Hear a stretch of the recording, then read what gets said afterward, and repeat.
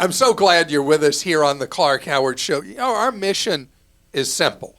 It's to serve you with advice and information that empowers you so you make better financial decisions in your life.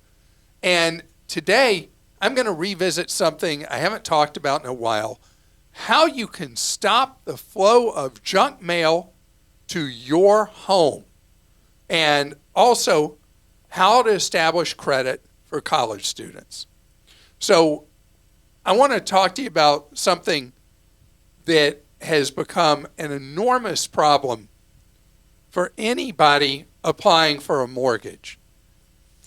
There are all these lead generation services that if you apply for a mortgage anywhere, that information is then very quickly, by most lenders, it becomes available in a database, and lenders pay for these leads, and you will start receiving potentially emails. You'll receive a lot of snail mail from all these different lenders. Now, all these solicitations will not cause a problem for you on your credit. I'll make this clear. Just because people are buying these leads and they're hassling you, trying to get you to go to them for a mortgage, that will not in and of itself in any way affect what's considered to be an inquiry on your credit report, anything like that. So you don't have to worry about that. But a lot of the people buying these leads are not the most reputable people in the world. And know that it's great to shop around for a mortgage. That's a great thing to do. But I don't like you to passively shop around for a mortgage by responding to whoever they are soliciting you. And most people, when they're getting a mortgage, particularly first-time home buyers, make only a single inquiry to a single lender. Huge mistake. Big mistake. Because when you do that, when you make only the single inquiry, what happens is you're depending completely on that one lender. They are not going to give you the best deal because they're not competing against anybody. There's enormous benefit to you having quotes from multiple lenders. Again, that you pick, not that are choosing you, coming to you, because you don't know who they are. When you're applying for a mortgage for a home you're buying, you want to deal with local lenders. When you're doing a refinance, we're getting to a point that people who took out a loan in the last couple of years, when rates have been so much higher than they'd been, and rates are now going down, if you're inquiring about a refi, you can check online lenders, you can check local lenders, you can check out-of-town lenders. With refi, the risks are lower because it's not a house that if something goes wrong with the lender, the loan doesn't happen, you lose the home, you might lose your earnest money, all that. If you're doing a refi, the stakes are much lower. And so you can do the shopping around. But remember this, when you're applying for a loan for a home you're buying, you're applying for a loan for a refi, and you're applying with multiple lenders, do all the applications in a 2-week period.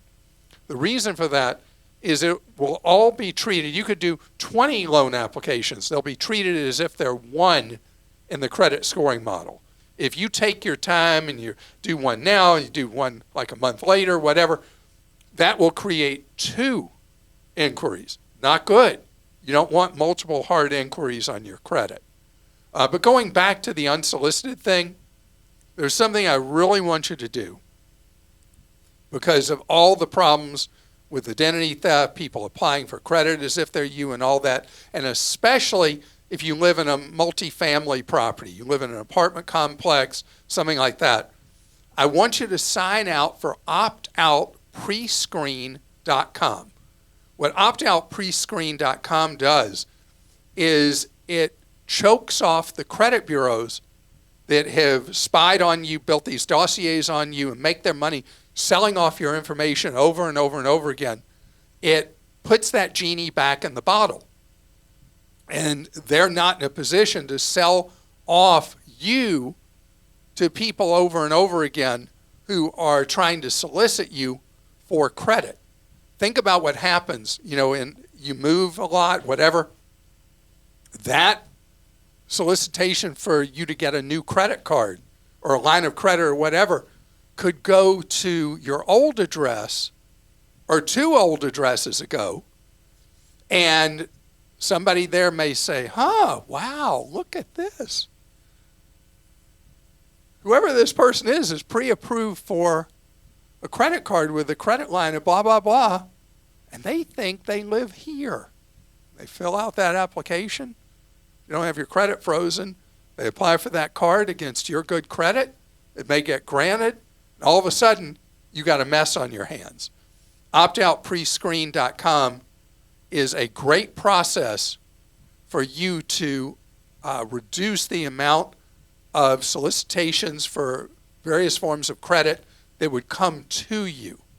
And this is different than credit freeze. Now, they'll ask you for your Social Security number.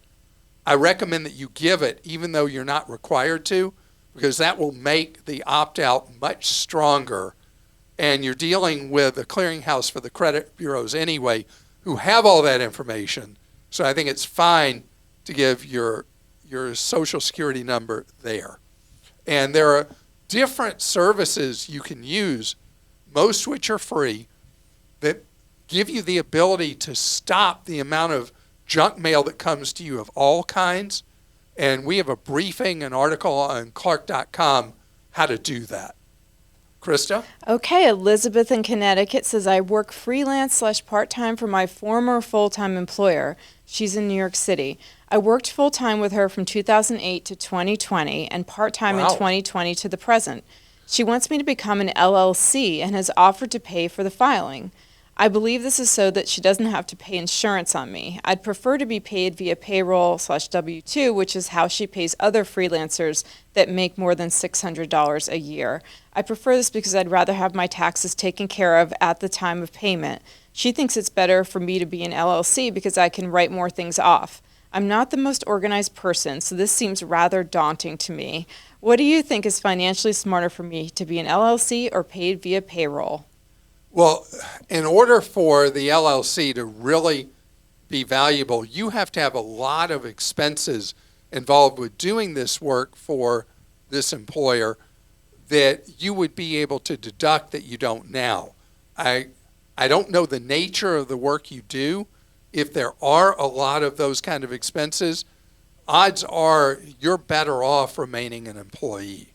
And you have long history with this individual, and your suspicion is they're trying to cut their expenses. I mean, offering to pay to set up the LLC, that's a very inexpensive process, but the amount they'd save, you would now be paying both sides of Social Security. There are a lot of things you would be responsible for that you aren't now, and I think you're best off remaining, just as your instinct is, better off remaining a part-time employee. Michelle in Missouri says, my 19-year-old daughter recently froze her credit. In doing so, she discovered someone had used her credit in 2011 to open an account with a brokerage firm. Wait, when she was 6? Yeah. That seems to be the only time her credit was used. She disputed the incident with Experian. She's frozen her credit. What else does she need to do? The account appears to still be open for $50,000. I'm trying not to completely freak her out, but I want to get this problem in the rearview mirror. Okay, so having an account with I can't tell, this is a company that has both a brokerage operation and a banking and credit card operation. I'm gathering from what you said, this must be some kind of credit card, and it would be on all 3 credit reports, not just with Experian. It would be important for you to dispute that this is, or for her to dispute that this is her valid credit with all 3 credit bureaus. Hopefully, the person is paying on the bill as agreed, which actually helps your daughter and establishing a credit identity. But child identity theft is a very, very common problem. And the stunner is that somebody using her Social Security number at 11 years old was able to qualify, not 11, how old? 6, right? No, it Wait, was... you and I doing math. Okay, so it was 13 years ago. Yeah, 6 years old. Yeah. That your child, your daughter at 6 had good enough credit. They were able to get a credit card with a $50,000 line. Check to see if this is also showing on Equifax and TransUnion and dispute there as well. And this is weird. And I don't know if she's done this yet. She needs to talk with the financial institution that actively has this line open to attempt to get it closed, since obviously it was opened under fraudulent circumstances. The one other possibility, I say obviously, the one other possibility is there's a clerical error and the wrong Social Security number was entered somehow, somewhere. I hope that's all it was. John in New Jersey says, my wife and I are in our early 50s and listened and tried to follow your advice for years. I recently retired as a police officer and have been blessed with a pension and health benefits.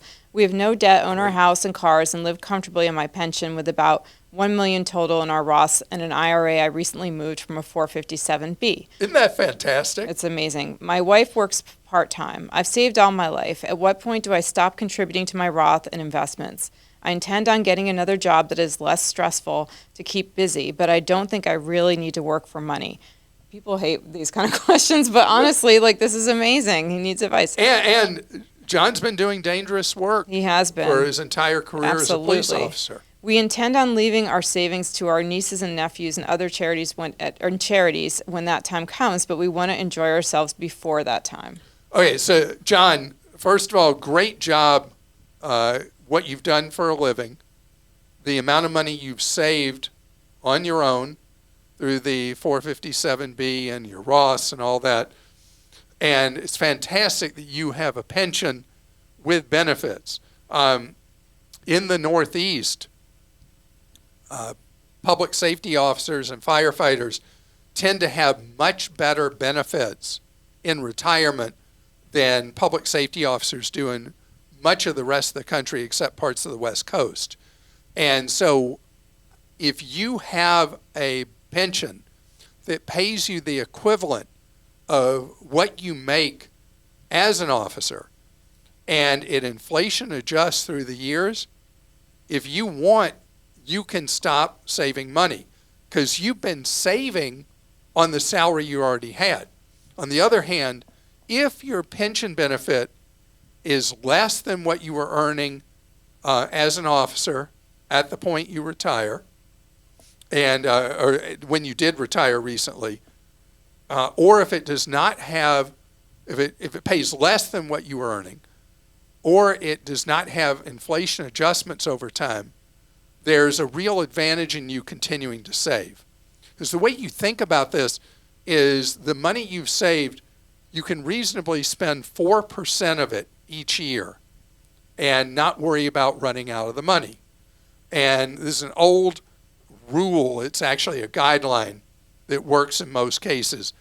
So that would mean you'd have, in today's dollars, $40,000 or so you could add to your income, and that would give you a nice cushion to the pension. But again, if it doesn't inflation adjust, over the years that pension benefit steadily erodes. And that's why you would have a need to potentially continue to build reserves in the Roth IRAs so that you're financially secure long term. I'm going to talk now, though, straight ahead about something the complete opposite. Not somebody who's retired, people just starting out and getting their first credit, how to do it right straight ahead. I have a son who's a freshman in college, and I can't believe how many credit card solicitations are coming for student credit cards. Just this week, he one day received 2 and the next day received 1. I mean, that's how common it is for these things to show up with a freshman in college. And it is a unique privilege and possibly burden that people entering as teenagers, entering college, have access to, that people who don't go to college don't have access to. The reason is banks know that the best credit risk in the world is a full-time college student. And the reason is that if a college student gets a credit card and doesn't behave with it, what do? When the bill collector calls, the next call is from the college student to the parents. And the parents usually will bail out the kid. And so for the credit card companies, it's almost a zero risk transaction to put credit cards in the hands of a college student.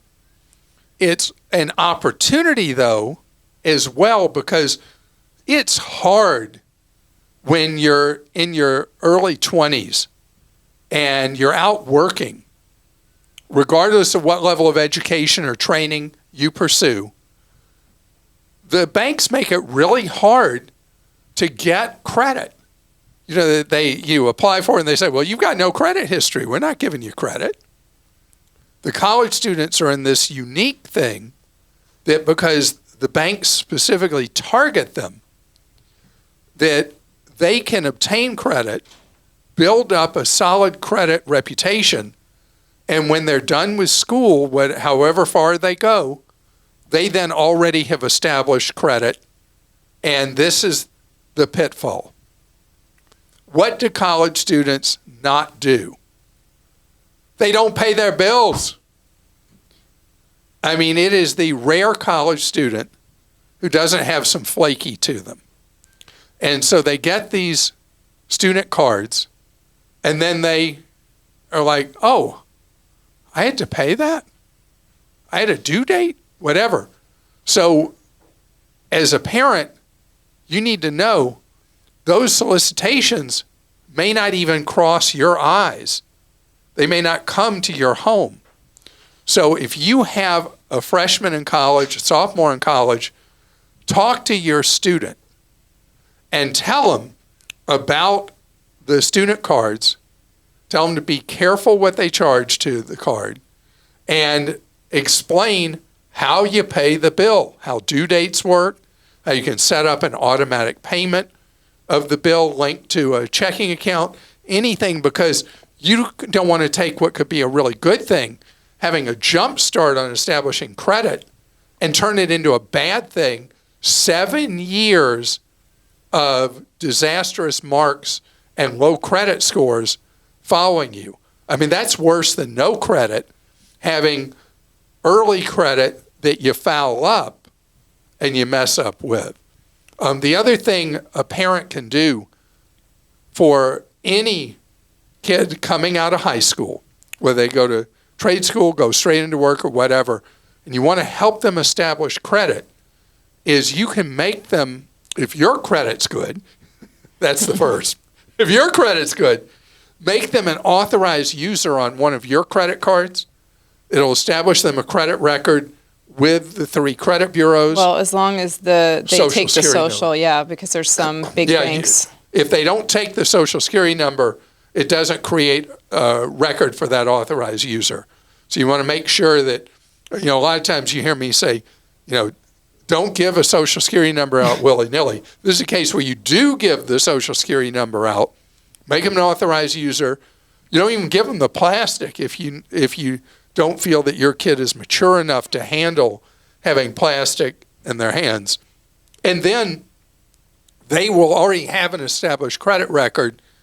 And when they start, let's say they don't go to college, they don't go to technical college, they go straight into a job, they have source of income, they can then apply for credit in their own name based on work record and income, and then they can establish credit where you give them this leap ahead of how difficult it is to get credit otherwise.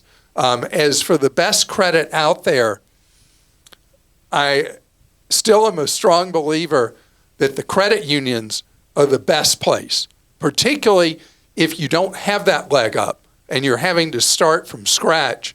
You want to use one of these programs that credit unions have where they give you a low-limit credit card based on your relationship with the credit union, and then that gives you the ability to establish credit without being in one of those rip-off starter cards that you see advertised on bad late-night TV. Oh. Why do I say every ad for a rip-off is on bad late-night TV? They're not all on late night anymore. That is true. All right, James in Florida says, recently while visiting New Orleans from my home state of Florida, I ended up in the emergency room for several hours. I'm so sorry. Everything is good now. Okay. I gave them my ID, address, and phone number, but not my social or health insurance info. I've been receiving texts supposedly from the hospital with a link to, quote, pay my bill, but no invoice or bill in the mail. It's been 3 months and I've only receiving texts with links, nothing else. I'm not questioning that I owe or my insurance owes money for this visit, but I'm not inclined to click on a random text link or call the hospital and beg them to mail me an invoice. Can you think of why they would not send me a bill, and should I be worried? I feel like it's not my job to do their medical billing. So James, in this case, it's actually a better idea for you to call the hospital billing department. So you said that you did not provide them your insurance ID. I want you to call and do that so they can do a timely claim against the visit to the emergency room. The way emergency room visits work is if you go in without insurance, the bill will be as much as 10 to 20 times what it would be with insurance. And so they're probably billing full retail if they don't know you're out of state, you didn't provide an insurance card.